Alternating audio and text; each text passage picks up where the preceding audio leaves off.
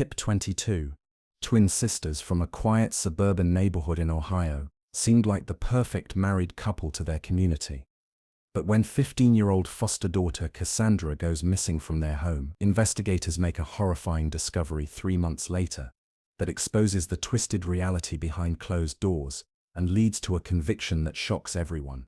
The Thompson twins, Rebecca and Rachel, had always done everything together. Born just minutes apart, they shared clothes, friends, and eventually, even husbands who happened to be brothers. To their neighbors in the peaceful community of Riverside Heights, they represented the ideal of family values and stability. Both women volunteered at their local church, organized neighborhood barbecues, and seemed genuinely invested in helping children through the foster care system. But on a cold February morning in 2019, their carefully constructed facade began to crumble when Cassandra Martinez, a bright 15-year-old girl who had been placed in their care just 8 months earlier, vanished without a trace from the home she shared with Rebecca, her husband David, and their 2 biological children. The initial police response treated it as a typical runaway case. After all, Cassandra had been through multiple foster placements before arriving at the Thompson household, and statistics showed that teens in the system often attempted to flee when overwhelmed by their circumstances. The local authorities conducted routine searches, questioned neighbors, and filed the necessary paperwork, but there was no sense of urgency, no indication that something far more disturbing had occurred. 3 months passed with no sign of Cassandra. Her case file gathered dust on Detective Patricia Wong's desk, alongside dozens of other missing person reports. The Thompson family appeared cooperative, even hosting a neighborhood search party and posting flyers around town with Cassandra's photograph. They spoke tearfully to local news reporters about their hope for her safe return, with Rebecca clutching a stuffed animal that supposedly belonged to the missing girl. But everything changed on a humid May afternoon, when a construction crew renovating the basement of an abandoned house, just 6 blocks away, made a discovery that would send shockwaves through the entire community. Hidden behind a false wall, they found evidence that would expose the truth about what really happened to Cassandra Martinez and reveal the horrifying reality of what she had endured in the months leading up to her disappearance. Rebecca and Rachel Thompson had grown up in what appeared to be a loving, traditional household in rural Indiana. Their parents, devout Christians who believed strongly in family values, had raised them with strict rules about obedience, respect, and the importance of maintaining appearances. The twins learned early that public perception mattered more than private reality, a lesson that would shape their adult relationships in devastating ways. At 23, both sisters met and fell in love with the Harrison brothers at a church social event. David and Marcus Harrison, themselves twins who had been raised in a similarly traditional environment, seemed like perfect matches. The double wedding that followed was the talk of their small town, with local newspapers featuring photographs of the 2 couples cutting matching cakes and exchanging vows in a ceremony that seemed straight out of a fairy tale. The couple settled in Riverside Heights, Ohio, purchasing houses just 3 streets apart so they could maintain their close relationship. Rebecca and David had 2 children together, 9-year-old Timothy and 7-year-old Anna, while Rachel and Marcus struggled with infertility issues that left them unable to conceive. This difference in their family situations created the first crack in their previously perfect dynamic, as Rachel became increasingly bitter about her sister's ability to have children while she remained childless. It was Rachel who first suggested they look into foster care as a way to help children in need, while fulfilling her desire to parent. She convinced Rebecca that taking in a teenager would be the perfect way to make a difference in someone's life, while providing their existing children with an older sibling figure. Both husbands supported the idea, though David expressed some concerns about the potential challenges of integrating a foster child into their established family routine. The process of becoming certified foster parents took several months, during which both families attended training sessions, underwent background checks, and submitted to home inspections. Social worker Janet Collins, who handled their case, was impressed by their dedication and the stability they appeared to offer. The twins spoke eloquently about their desire to provide a safe, loving environment for a child who had experienced trauma, and their references from church and community members painted them as ideal candidates for foster parenting. Cassandra Martinez entered their lives in June of 2018. a quiet, intelligent girl who had spent most of her teenage years bouncing between different placements after being removed from her biological mother's care due to neglect and substance abuse. At 14, she was older than most children available for placement, which made finding a suitable home more challenging. When Janet Collins presented her case to the Thompson families, they immediately expressed interest in providing her with what they called a permanent, loving home. The initial placement went to Rebecca and David's household, as they had more experience with children and a larger home. Cassandra was enrolled in the local high school, where she quickly impressed teachers with her academic performance and artistic abilities. She seemed to be adjusting well to her new environment, participating in school activities and forming friendships with other students. However, what the social workers and school officials did not realize was that behind the closed doors of the Thompson homes, a very different dynamic was taking place. The twins had developed an unusual co-parenting arrangement, where Rachel spent most of her time at Rebecca's house, essentially sharing custody of Cassandra and treating her more like property than a human being in need of care and stability. Both women had unrealistic expectations about what foster parenting would involve. They expected Cassandra to be grateful for their generosity and to conform immediately to their strict household rules, without question. When she displayed typical teenage behaviors like wanting privacy, expressing her own opinions, or maintaining contact with friends from her previous school, they interpreted these normal developmental needs as signs of disrespect and ingratitude. David Harrison, while present in the household, had adopted a hands-off approach to parenting that bordered on neglect. As supervisor at a local manufacturing plant, he worked long hours and preferred to spend his free time watching television or working on projects in his garage, rather than engaging with the children. When Cassandra tried to talk to him about problems she was experiencing with Rebecca and Rachel, he dismissed her concerns as typical adjustment issues and told her she needed to be more appreciative of what the family was doing for her. Marcus Harrison's role was even more troubling. Despite not living in the same house as Cassandra, he was frequently present during family gatherings and seemed to enjoy the authority that came with being part of her foster family structure. He often made inappropriate comments about her appearance and behavior, but when she expressed discomfort to the adults around her, her concerns were dismissed as misunderstandings or oversensitivity. The twins' biological children, Timothy and Anna, initially welcomed Cassandra as an exciting addition to their family. However, they soon began to notice that their parents treated her very differently than they treated them. While Timothy and Anna were allowed normal childhood freedoms and were protected from serious consequences when they made mistakes, Cassandra was held to impossible standards and punished severely for even minor infractions. As the months passed, the psychological pressure on Cassandra intensified. Rebecca and Rachel had developed what they called their improvement plan for her, which involved constant criticism, isolation from peers, and increasingly harsh punishments for behaviors they deemed unacceptable. They justified their treatment by claiming they were helping her overcome the negative influences of her previous environments and teaching her how to be a proper, grateful member of their family. By the fall of 2018, Cassandra's situation had deteriorated significantly, though the signs of abuse remained hidden from outside observers. The twins had become skilled at maintaining their public image while systematically breaking down their foster daughter's sense of self-worth and independence behind closed doors. The abuse began subtly with emotional manipulation and control tactics. Rebecca and Rachel would alternate between excessive praise for minor accomplishments and devastating criticism for perceived failures. They monitored Cassandra's every movement, reading her text messages, listening to her phone calls, and demanding detailed explanations for how she spent every minute of her day. When she protested these invasions of privacy, they told her that as a foster child, she had no right to expect the same freedoms as their biological children. Food became a weapon of control.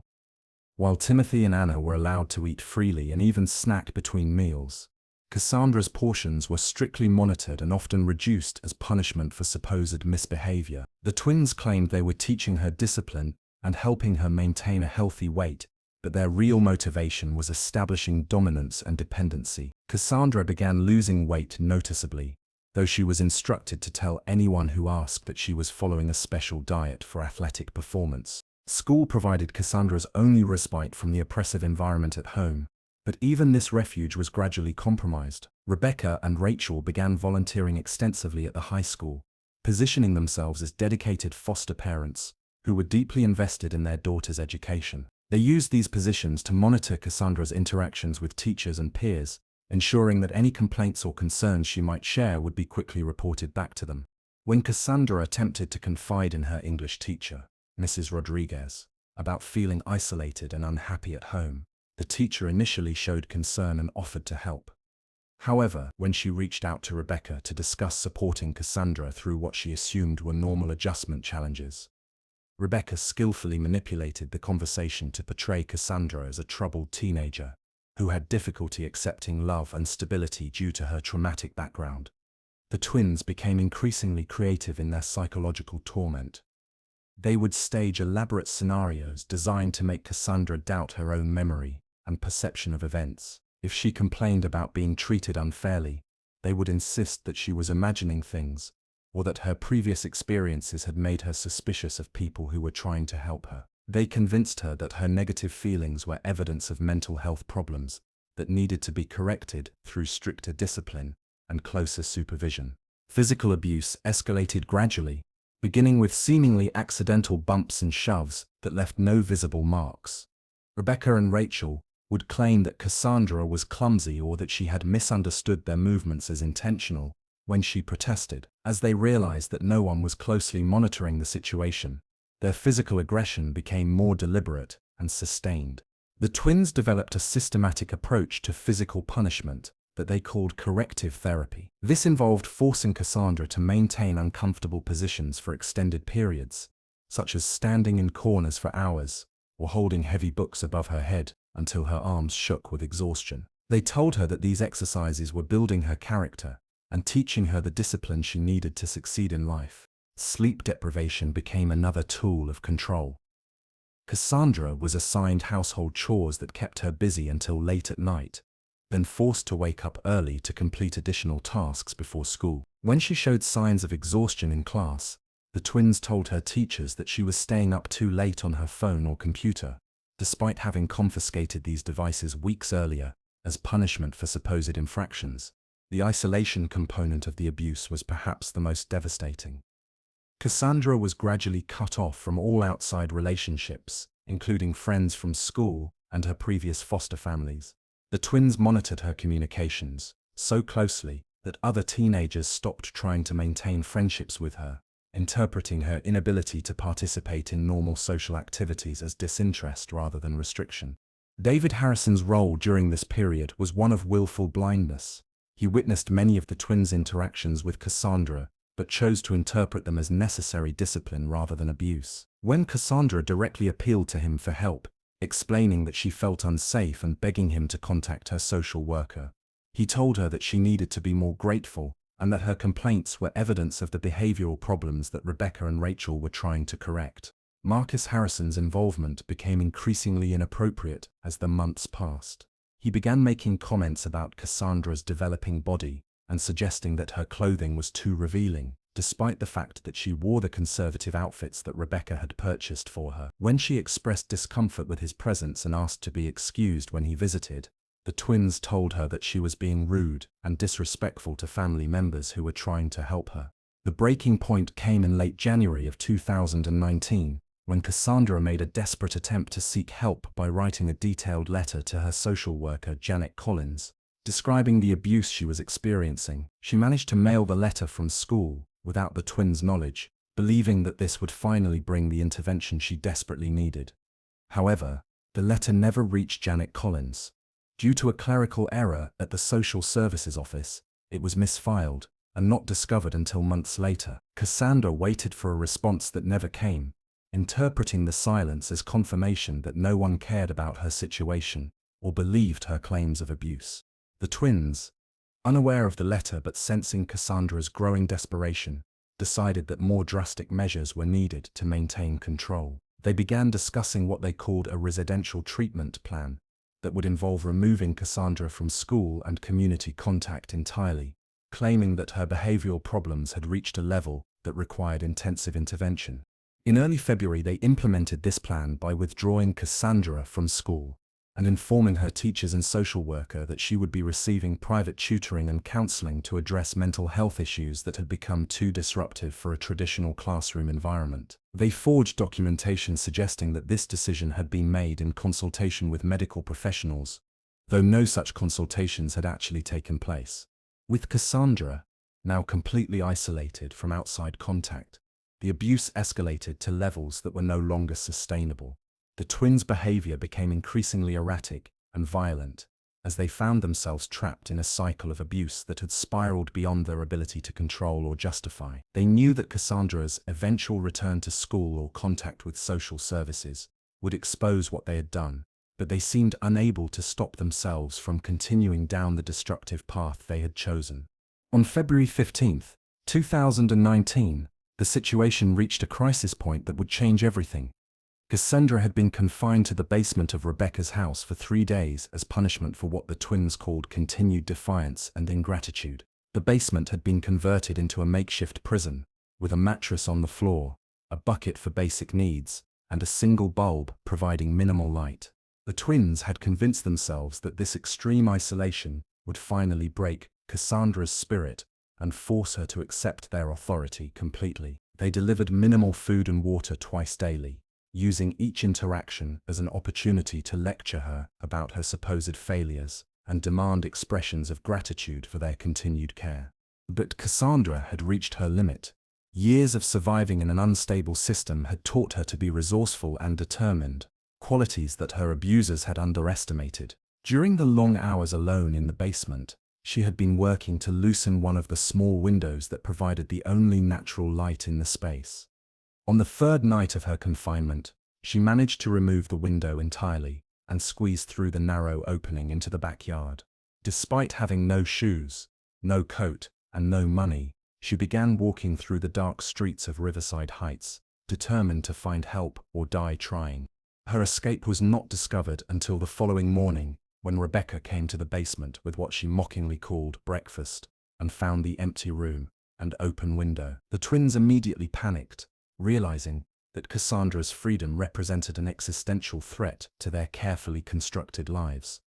Instead of calling the police to report a missing child, as any legitimate guardian would have done, Rebecca and Rachel spent the morning creating an elaborate cover narrative. They cleaned the basement thoroughly, removing any evidence of Cassandra's confinement, and prepared to claim that she had run away during the night after becoming upset about household rules. But their plan was complicated by the fact that several neighbors had seen them coming and going from the house at unusual hours over the previous days, and at least one person had heard what sounded like crying coming from the basement area. They needed to act quickly to control the narrative before questions arose. David Harrison played a crucial role in their cover-up efforts. Despite having witnessed enough of the twins' behavior to understand that something serious had occurred, he chose to support their version of events, rather than face the legal and social consequences of admitting his complicity. He helped them dispose of evidence and rehearse their explanations for police questioning. When they finally called the authorities to report Cassandra as a runaway, nearly 18 hours after discovering her escape, their story was full of inconsistencies that raised immediate suspicions. Detective Patricia Wong, who responded to the call, noted that the family seemed more concerned about protecting themselves than finding their missing foster daughter. The twins claimed that Cassandra had been unhappy with reasonable household rules and had become increasingly defiant in recent weeks. They suggested that she had probably returned to her old neighborhood or tried to contact friends from previous placements. They even produced what they claimed was a note she had left behind, though the handwriting analysis later revealed it to be a forgery. Detective Wong's investigation quickly revealed discrepancies in their timeline and explanations. Neighbors reported that they had not seen Cassandra around the house in several days, despite the twins' claims that she had been present until the night of her supposed escape. School officials confirmed that she had been withdrawn weeks earlier for reasons that were becoming increasingly suspicious. The breakthrough came when Detective Wong obtained a warrant to search the Thompson property. In the basement, despite the twins' cleaning efforts, forensic specialists found evidence of prolonged confinement, including scratches around the window frame where Cassandra had worked to free herself, trace amounts of her DNA in areas that suggested she had been restrained, and damage to the walls consistent with someone trying to escape.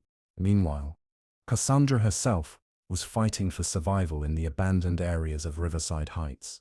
Weakened by months of abuse and malnutrition, she struggled to find shelter and food, while avoiding areas where the twins might look for her. She knew that returning to any official authority would likely result in her being sent back to the Thompson household, at least temporarily, which felt like a death sentence. Her salvation came from an unexpected source. Maria Santos, a local woman who ran a small community garden in an area that had been abandoned after economic decline, discovered Cassandra hiding in one of the tool sheds on the property. Instead of immediately calling police, Maria recognized the signs of someone fleeing from abuse and made the decision to help. Maria had escaped from a domestic violence situation years earlier and understood the complex dynamics that made it difficult for victims to trust official systems. She provided Cassandra with food, warm clothing, and most importantly, a safe space to tell her full narrative without fear of being immediately returned to her abusers. For 2 weeks, Maria sheltered Cassandra while carefully reaching out to advocates and legal experts who could ensure that any official intervention would prioritize the teenager's safety over bureaucratic procedures. During this time, Cassandra was able to document her experiences in detail, creating a comprehensive record of the abuse she had suffered. The twins, meanwhile, were becoming increasingly desperate as the police investigation intensified. They attempted to blame each other for any excessive discipline, with Rebecca claiming that Rachel had pushed for harsher punishments while Rachel insisted that Rebecca had been the primary decision-maker. Both women tried to portray David and Marcus as uninvolved bystanders, who had been unaware of any serious problems. But their web of lies was unraveling quickly. Detective Wong had interviewed Timothy and Anna separately, and despite coaching from their parents, the children's accounts contained details that contradicted the official narrative. They described hearing Cassandra crying at night, seeing her forced to stand in uncomfortable positions for hours, and witnessing their parents' increasingly violent behavior toward their foster sister. 3 months after Cassandra's escape, Maria Santos finally made contact with Detective Wong through a victim's advocate who specialized in abuse cases. The meeting was arranged in a neutral location, where Cassandra could tell her narrative while being protected from immediate re-traumatization by the system that had failed to protect her. When Detective Wong saw Cassandra's physical condition and heard her detailed account of the abuse, the investigation shifted from a missing person case to a comprehensive criminal prosecution. Cassandra's testimony, combined with the physical evidence found at the Thompson house and the contradictory statements provided by the family members, created an overwhelming case against all 4 adults involved in her torment. The discovery that ultimately sealed their fate came when investigators searched the abandoned house where Cassandra had initially taken shelter. Hidden behind the false wall, they found items that Cassandra had managed to take with her during her escape, including a journal she had kept documenting the abuse and photographs she had secretly taken of her injuries using a hidden camera that Maria had given her.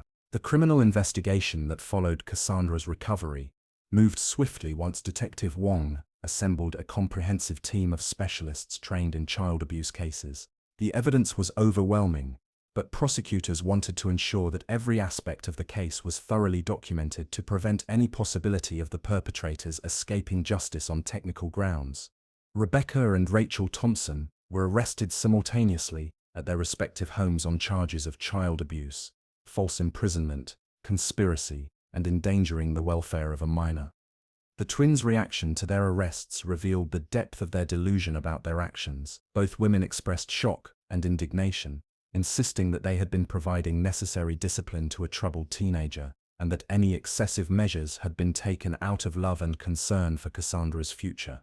David Harrison was charged as an accessory to abuse and for failure to report suspected child maltreatment, while Marcus Harrison faced charges related to his inappropriate behavior and his role in the conspiracy to conceal the abuse. Both men attempted to minimize their involvement, claiming they had been unaware of the extent of the twins' actions and had trusted their wives' judgment about appropriate child-rearing techniques. The prosecution team, led by District Attorney Karen Mitchell, built their case around 3 primary elements: the systematic nature of the abuse, the deliberate concealment and cover-up efforts, and the profound impact on Cassandra's physical and psychological well-being. Medical examinations revealed evidence of prolonged malnutrition, untreated injuries, and trauma, consistent with sustained psychological abuse. Cassandra's testimony was the centerpiece of the prosecution's case.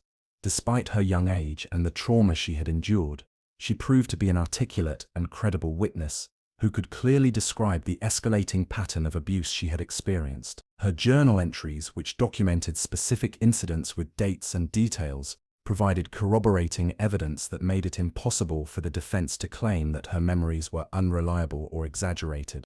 The defense strategy focused on portraying the twins as well-meaning but overwhelmed foster parents who had made mistakes in judgment rather than deliberate abusers. Their attorneys argued that Rebecca and Rachel had genuinely believed they were helping Cassandra overcome behavioral problems stemming from her previous trauma, and that any excessive discipline had been the result of frustration rather than malicious intent. However, this narrative quickly fell apart under scrutiny. Expert witnesses testified about the calculated nature of the abuse tactics used against Cassandra, explaining that the combination of psychological manipulation, physical punishment, isolation, and systematic degradation represented a sophisticated form of torture designed to break down her sense of self and create total dependency.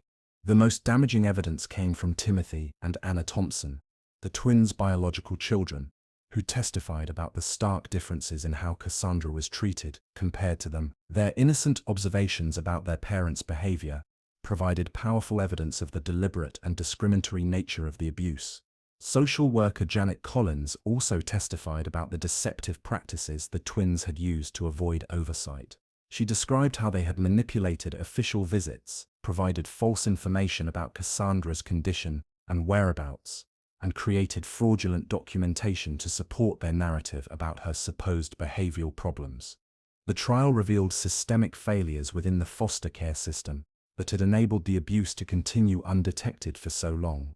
Inadequate supervision, poor communication between agencies, and insufficient training for social workers had created an environment where determined abusers could operate with minimal oversight. Expert testimony from child psychologists helped the jury understand the long-term impact of the trauma Cassandra had experienced. They explained how the combination of abuse tactics used by the twins could have caused permanent psychological damage, and emphasized the remarkable resilience she had shown in surviving and ultimately escaping her situation. Maria Santos testified about finding Cassandra and the condition she was in after months of abuse. Her description of the teenager's physical and emotional state when she first discovered her hiding in the garden shed brought many jurors to tears and helped them understand the severity of what had occurred. The prosecution also presented evidence about the twins' attempts to cover up their crimes after Cassandra's escape. Phone records showed extensive communications between all four defendants as they coordinated their false narrative, and forensic evidence revealed their efforts to destroy physical proof of the abuse. Defense attorneys attempted to shift blame between the various defendants, with each party claiming that others had been the primary decision-makers, or that they had been unaware of the full extent of what was happening. However, this strategy backfired by demonstrating that all four adults had been actively involved in either perpetrating or concealing the abuse. The jury deliberated for only 6 hours before returning guilty verdicts on all charges for all defendants. The speed of their decision reflected the overwhelming nature of the evidence and the clear testimony provided by Cassandra and other witnesses.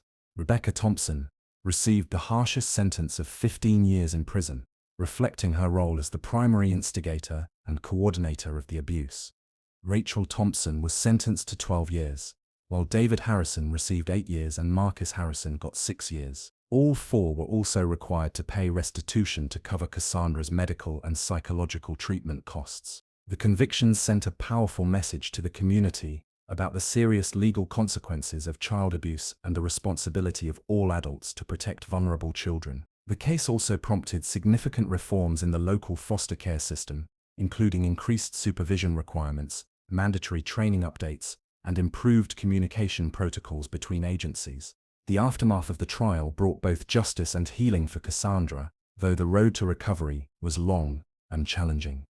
At 16, she faced the daunting task of rebuilding her life while processing the trauma she had endured and learning to trust adults again. Maria Santos, who had become Cassandra's unofficial guardian during the investigation, petitioned to become her legal foster parent. After extensive background checks and evaluations, the court approved this arrangement, recognizing the positive relationship that had developed between them, and Cassandra's clear preference for remaining in Maria's care. The transition to living with Maria represented everything that foster care was supposed to provide, but rarely delivered: genuine safety, unconditional support, and the freedom to heal and grow at her own pace. Maria's small house, near the community garden, became a sanctuary where Cassandra could experience normal teenage life for the first time in years. Returning to school required careful planning and support. Cassandra had missed months of education and was understandably anxious about interacting with peers and authority figures.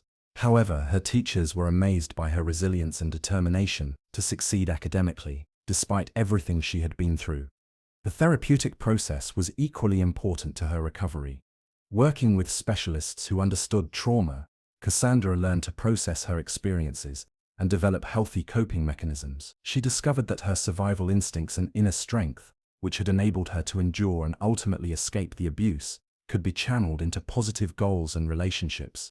One of the most significant aspects of her healing involved reconnecting with her artistic talents, which the twins had tried to suppress as frivolous distractions. With Maria's encouragement, Cassandra began painting and drawing again, using creative expression to work through her emotions and document her journey from victim to survivor. The community response to the case was largely positive, with many residents expressing support for Cassandra and appreciation for Maria's role in her rescue. However, there were also difficult conversations about how such severe abuse had gone unnoticed for so long, and what could be done to prevent similar situations in the future. Timothy and Anna Thompson, the twins' biological children, faced their own challenges in the aftermath of their parents' convictions.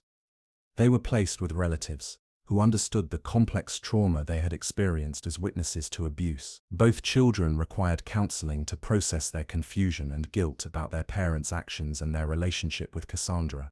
The case prompted significant reforms in the local foster care system. New protocols required more frequent unannounced visits, better training for social workers to recognize signs of abuse, and improved communication between schools and social services. These changes were named the Cassandra Protocols in recognition of her courage in exposing the system's failures. Janet Collins, the social worker who had overseen Cassandra's placement, took responsibility for the oversight failures that had enabled the abuse to continue. She used her experience with the case to advocate for systemic reforms and became a vocal supporter of increased resources and training for child protective services.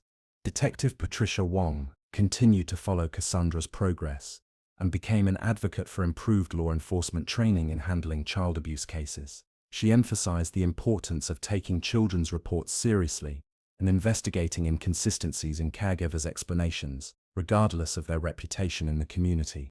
The legal precedent set by the convictions has been cited in subsequent child abuse cases, particularly those involving foster families who abuse their position of trust. The comprehensive nature of the charges and the significant sentences handed down have served as a deterrent to potential abusers and encouraged more aggressive prosecution of similar cases. Cassandra's courage in testifying against her abusers inspired other victims to come forward with their own experiences. Several young people who had previously been reluctant to report abuse found the strength to seek help after seeing her example of survival and recovery. 2 years after the trial, Cassandra graduated from high school with honors and received a scholarship to attend college, where she plans to study social work and advocacy. Her goal is to work within the foster care system to help prevent other children from experiencing what she went through and to support survivors of abuse in their healing journeys. Maria Santos has become a recognized advocate for foster care reform and continues to work with vulnerable youth through her community garden project. She and Cassandra maintain a close relationship that has evolved from caregiver and dependent to chosen family members who support each other through life's challenges. The abandoned house, where Cassandra first took shelter, has been converted into a community resource center that provides support services for abuse survivors and their families. The building serves as a symbol of transformation, representing how spaces associated with trauma can be reclaimed and used for healing and hope. Cassandra's journey from victim to survivor reminds us that even in the darkest circumstances, hope and healing are possible when we have the courage to speak up and the support of caring individuals who believe in our worth. Her experience also highlights the critical importance of remaining vigilant about the welfare of vulnerable children in our communities and supporting the systems designed to protect them.